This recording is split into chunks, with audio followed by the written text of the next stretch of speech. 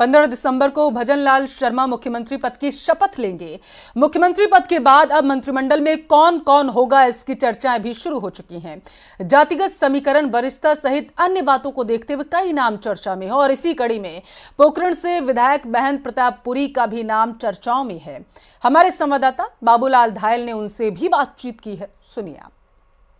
पोखरण से बीजेपी की टिकट पर प्रतापपुरी महाराज ने बड़ी जीत दर्ज की थी और अब माना जा रहा है कि उन्हें भजनलाल शर्मा की कैबिनेट में मंत्री बनाया जा सकता है। हम तो हमारे कर्तव्य का निर्वहन कर रहे हैं। मैं तो पोखरण की जनता का धन्यवाद और आभार व्यक्त करता हूं कि हमें वहां उन्होंने जिताया और हम एक छोटी सी घटक के रूप में काम करने का जो हमारे को मौका मिला पोखरण के लिए और क्षेत्र के लिए काम करेंगे। पोखरण के लिए महाराज जी क्या क्या प्राथमिकताएं आपने तय करी हैं और किस तरह से पोखरण का विकास आपको कराना है? पोखरण बहुत आदर्श जिला बने, ये हमारी सबसे पहली प्राथमिकता रहेगी, क्योंकि अशोक जी ने बहुत सारे जिले बनाए पर पोखरण को सबसे पहले जिला बनाना था पर नहीं बना पाए। राजस्थान सरकार इस बार जब भी जिलों की कोई रचना करेगी तो मैं पुरजोर कोशिश करूंगा कि पोखरण जिला बने और आदर्श जिला बने। हम इतने कयासों में भी नहीं जाते हैं और इतने सपने भी नहीं देखते, हकीकत पर ही काम करते हैं। धरातल पर रहकर के हमें काम करना है, क्षेत्र को मजबूत करना है, पार्टी को मजबूत करनी है। ये थे प्रतापपुरी जो कि विधायक हैं पोखरण से, जो कह रहे थे कि वो मंत्री के दावेदार नहीं है, पार्टी जो भी जिम्मा देगी उसे निभाएंगे। तो कुल मिलाकर के भजनलाल कैबिनेट में चेहरे कौन कौन होंगे उस पर सबकी निगाहें हैं। तो बीजेपी के कार्यालय में जो विधायक हैं बीजेपी के वो आ रहे हैं और नेताओं से मिलने का सिलसिला जारी है। कैमरा पर्सन शेर सिंह के साथ बाबूलाल धायल, न्यूज़ 18 जयपुर। सीएम के शपथ ग्रहण से जुड़ी बड़ी खबर अब तक पहुंचाएंगे। 15 दिसंबर को भजनलाल की ताजपोशी होगी। अल्बर्ट हॉल के सामने बताया जा रहा है कि शपथ ग्रहण समारोह कार्यक्रम आयोजित किया जाएगा। सुबह 11:15 पर भजनलाल शर्मा मुख्यमंत्री पद की शपथ लेंगे। पीएम मोदी, जेपी नड्डा समेत कई दिग्गजों को आमंत्रित किया जाएगा। तैयारियों को लेकर भजनलाल शर्मा अब जो है मंत्रणा जो है वो कर रहे हैं। राजस्थान में शपथ ग्रहण को भव्य बनाने की तैयारी जो है शुरू कर दी गई है। अल्बर्ट हॉल के सामने 15 दिसंबर को 11:15 पर भजनलाल शर्मा मुख्यमंत्री पद की शपथ लेंगे। पीएम मोदी और अमित शाह समेत कई दिग्गज नेताओं को बताया जा रहा है कि आमंत्रित किया जाएगा।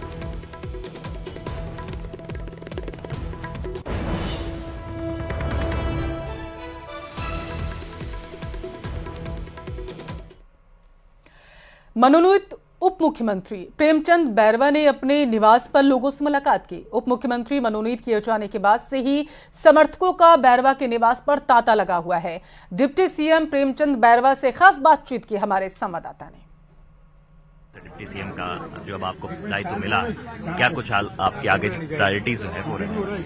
ऐसा है, जिस तरह से 5 साल में कांग्रेस गवर्नमेंट जिस तरह झूठ बोल के राजस्थान में आई थी, किसानों को झूठ बोला कर्जा माफ करने के लिए, बेरोजगारों को कहा आपको बता देंगे, ऐसे झूठे वादे करके जो राजस्थान में आई और 5 साल तक कुर्सी की लड़ाई में लड़ती रही। निश्चित रूप से भारतीय जनता पार्टी की सरकार आई है, वो इसलिए आई है कि इन्होंने 5 साल में ऐसा इस राजस्थान को पीछे कर दिया और जो महिला उत्पीड़न है, दलित अत्याचार है, ये हिंदुस्तान में नंबर 1 राजस्थान प्रदेश रहा है।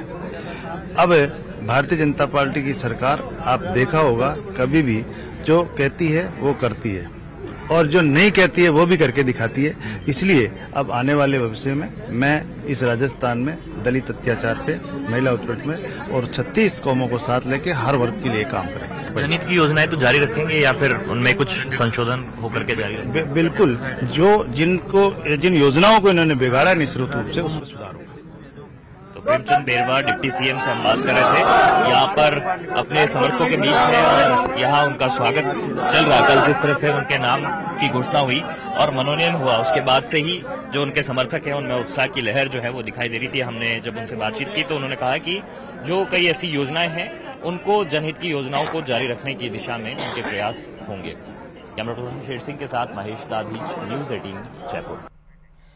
राजसमंद जिले के नाथद्वारा नगर की मुख्य चौपाटी पर नगर भाजपा कार्यकर्ताओं ने सीएम भजनलाल शर्मा, दिया कुमारी और प्रेमचंद बैरवा के उप मुख्यमंत्री बनने पर आतिशबाजी की और नारेबाजी कर मिठाई भी बांटी। इस दौरान भाजपा पदाधिकारी कार्यकर्ता के साथ महिला मोर्चा की कार्यकर्ता भी मौजूद रही। आतिशबाजी के दौरान चौपाटी पर जमा हुए कचरे को बाद में नगर अध्यक्ष प्रदीप काबरा और उनकी टीम ने झाड़ू लगाकर एक जगह एकत्र कर सफाई का संदेश दिया। देश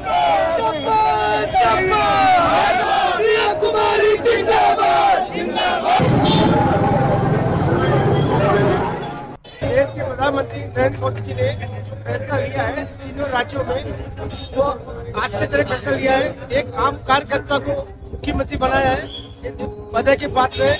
और जो कार्यकर्ता मुख्यमंत्री बने हैं वो जमीन से जुड़े हुए, वो देश के, वो राज्य के लिए अच्छे से अच्छा काम करके विकास की बात करेंगे। राजस्थान के लिए बहुत बड़ा दिन है। आज हमारा एक साधारण कार्यकर्ता भजन लाल शर्मा के रूप में राजस्थान का मुख्यमंत्री बनने जा रहा है। इससे बड़ी हमारे लिए कोई खुशी की बात नहीं हो सकती है। हमारी दिया कुमारी जी और हमारे प्रेमचंद जी उप मुख्यमंत्री बनने जा रहे हैं। इसके लिए हम सब पूरे नाथद्वारा संगठन की ओर से, पूरी विधानसभा नाथद्वारा की ओर से उनको बहुत बहुत बधाई, खूब खूब शुभकामनाएं देते हैं। सुखदेव सिंह गोगामेड़ी हत्याकांड में अजीत सिंह के अस्पताल में इलाज के दौरान मौत हो गई है। अजीत सिंह सुखदेव गोगामेड़ी से वारदात के वक्त मिलने गए थे। अपनी मांगों को लेकर अजीत सिंह के परिजनों ने एसएमएस अस्पताल की मोर्चरी के बाद धरना दिया। धरने पर बताया जा रहा है कि खबर मिलते ही बीजेपी नेता राजेंद्र राठौर और महिपाल मकराना मौके पर पहुंच गए। राजेंद्र राठौर ने मौके से ही नवनियुक्त सीएम भजनलाल शर्मा को फोन कर हालातों की जानकारी दी। सीएम ने आश्वासन दिया है कि शपथ ग्रहण के उनके बाद सभी मांगों को मान लिया जाएगा। आश्वासन के बाद धरने को खत्म कर दिया गया। तीसरे अजीत सिंह का दुखद निधन हो गया। आक्रोशित समाज आज सड़क पर है। मुख्यमंत्री जी से चर्चा होने के बाद एनआईए जांच कर रही है। तय तक इन अपराधियों को पकड़ने के लिए, सरगनाओं को पकड़ने की कोशिश एनआईए जो भारत सरकार की एजेंसी है वो कर रही है। और इनकी मुआवजा और नौकरी की बात मैंने की है। हम इस पूरे परिवार के साथ रहेंगे। संविदा पर नौकरी और उचित आर्थिक मुआवजा दिलवाएंगे। इनका मुफ्त में इलाज कराने, जो घायल हैं उनके इलाज की व्यवस्था भी करेंगे, घायलों को मुआवजा भी देंगे। इस प्रकार का आश्वासन मैंने सरकार की तरफ से दिया है। सुखदेव सिंह गोगामेड़ी हत्याकांड के तार अब टोंक से भी जुड़ते हुए नजर आ रहे हैं। हत्याकांड में जयपुर से गिरफ्तार पूजा सैनी टोंक जिले के अलीगढ़ की रहने वाली है। 5 साल पहले एयर होस्टेस बनने जयपुर गई पूजा की शादी और गोगामेड़ी हत्याकांड में शामिल होने से माता पिता अनजान हैं। पिता शंकर लाल का कहना है कि वो मेरे लिए मर चुकी है। सरकार से सख्त सजा देने की मांग की गई है। बताते चले कि पूजा 5 भाई बहनों में सबसे छोटी है। बीमार पिता चाय की थड़ी चलाकर परिवार पालते हैं। पूजा घर पर ही गैंगस्टर रोहित गोदारा और वीरेंद्र चारण के गुर्गों को हथियार सप्लाई किए। उसका सहयोगी महेंद्र भी फरार। कब लड़के के पास रहती थी, कब नहीं रहती थी, हमको कुछ नहीं मालूम।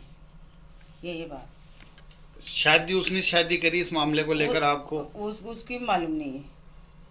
जयपुर में कितने समय से रह रही है और क्या कर रही है? वो कहती थी भाई मेरे को तो उसको 7 साल करीब हो गए। जो ये कहती थी कि मम्मी मैं जॉब करती हूँ। जो पहली तो वो पाए उस पर लगी थी, वो क्या बोलते हैं उसको, हवाई जहाज का अड्डा, उस पर लगी थी पहले तो, वहाँ पे कर रही थी। फिर कोई जॉब भी नहीं करी थी उसने।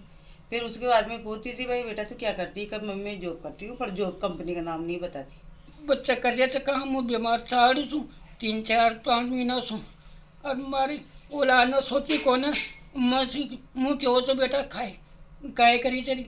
अरे का पापा मैं तो जॉब कर रही हूँ, ये कर रही हूँ, अब मैं सुनाई भी न दूँ।